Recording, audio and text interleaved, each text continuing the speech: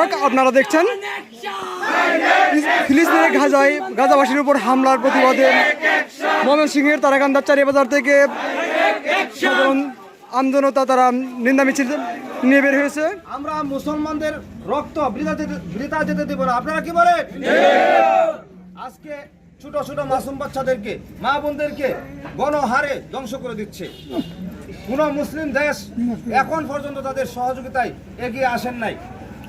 তাহলে আমরা বাংলাদেশের মানুষ মুসলমান, আমাদের হৃদয়ে রক্তক্ষরণ হচ্ছে, আমাদের হৃদয়ে রক্তক্ষরণ হচ্ছে, এভাবে মুসলমানদেরকে ধ্বংসস্তূপে পরিণত করছে।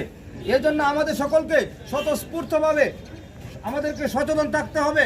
সমস্ত মুসলমান ভাই ভাই, আমার এক ভাই ধ্বংস হয়ে যাবে আর আমি আমার দেশের মধ্যে শান্তিতে থাকবো, এটা কখনো হতে পারে না। এই জন্য আমরা সকলেই আল্লাহর কাছে দোয়া করব এবং আমরা চেষ্টা করব, যদি কখনো আমাদের সেই সুযোগ আসে আমরা সেখানে গিয়ে যুদ্ধ করবো ইনশাআল্লাহ।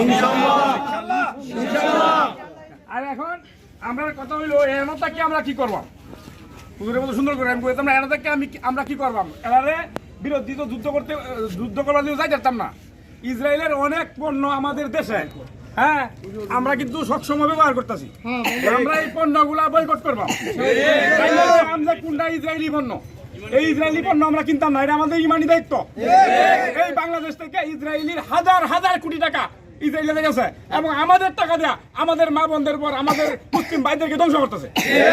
কাজেই আমরা জানি কোনটা ইসরায়েলি পণ্য, এটা জানি না, আমরা এই পণ্যগুলো বাদ দেয়া আমাদের দেশীয় পণ্য অন্য মুসলিম দেশের কোনো পণ্য কিনবাম।